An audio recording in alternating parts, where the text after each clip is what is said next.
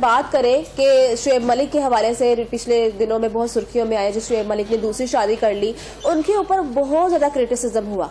सना जावेद की भी दूसरी शादी थी, शुएब मलिक की भी दूसरी शादी थी। तो उनकी शादी को आप किस पहलू से देखते हैं, किस नजरिए से देखते हैं कि उन लोगों ने जो है अपने पहले जो उनके पार्टनर थे उनको किस बिना पर छोड़ा होगा, या उनके अंदर क्या ऐसी कमियां होंगी या क्या ऐसी कुताहियां होंगी, या ऐसा कोई एक दूसरे को पसंद किया। जैसे उनके बारे में ये भी अफवाहें आई कि जी तो गेम शो में एक मिले वो लोग और वहां पर एक दूसरे को पसंद किया गया और फिर अपने पहले वाले पार्टनर्स को छोड़ दिया गया।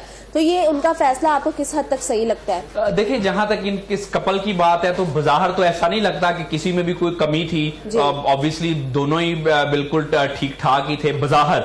तो अब उसमें ये बात ये है कि देखिए, होता आमतौर पे पता क्या है, जब भी कोई शादी होती है तो हम जब अपनी मर्जी से आमतौर पे शादी कर लेते हैं, जैसे भी आपने बताया कि जी शो में मिले, और छोटे से एक अट्रैक्शन की बुनियाद पे जब हम रिश्ते बना लेते हैं ना, तो आमतौर पे फिर उन रिश्तों का अंजाम यही होता है। हमें अपने सबसे पहले तो शादियां करने के लिए अपने किबले दुरुस्त करने हैं।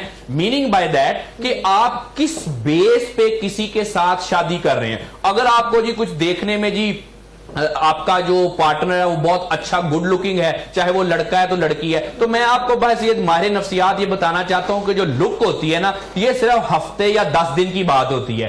10 दिन में आपको जितनी मर्जी कोई हूर परी हो, जितना मर्जी कोई वादी इश्क का शहजादा हो, 10 से 11वां दिन आपको नहीं अभी चढ़ेगा तो आप देखेंगे कि जो हुस्न वगैरह है या जो लुक और अट्रैक्शन है ये बिल्कुल एक ही बराबर हो जाएगी। तो सबसे पहले तो हमने इस चीज को अंडरस्टैंड करना है कि जो लॉन्ग टर्म रिश्ते हम शादियों के खास तौर पे बनाते हैं वो हम किन बेसिस पे बनाते हैं। अपनी बेसिस ठीक करें। सिर्फ अट्रैक्शन की बेस पे या एक बात आपकी किसी को क्लिक कर गई, मैंने आमतौर पे बड़े ऐसे कपल देखे हैं कि जी उसने मुझे ये कहा था और मुझे उसकी ये बात क्लिक कर गई और उससे जी मैं इसकी तरफ अट्रैक्ट हो गई या हो गया, फिर हमने शादी का फैसला कर लिया। भाई उसमें और भी तो बहुत सारी चीजें होंगी ना जो आपको शादी के बाद भाईदा में पता चलेगी। अभी तो आप एक बात पे अट्रैक्ट होके आपने कुछ रिश्ते बना लिए। तो सबसे पहले तो यह बात है कि रिश्ते जब भी बनाएं उसके पीछे बड़ी रीजनेबल और वाइज किस्म की अक्लमंदाना बेसिस होनी चाहिए। सिर्फ अट्रैक्शन की बेस पे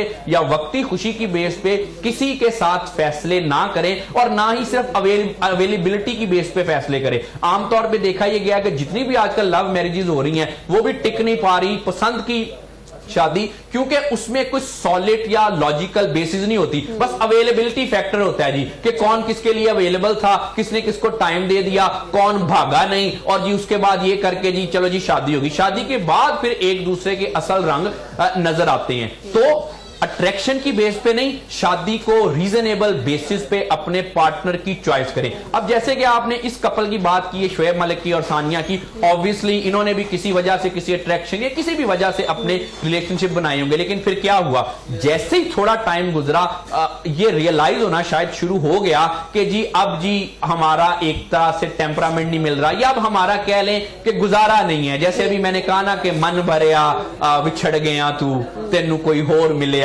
ठीक है। तो बात यह है कि मसला ये होता है कि फिर हम रियलाइज करते हैं जी कि दिस इज नॉट वर्किंग।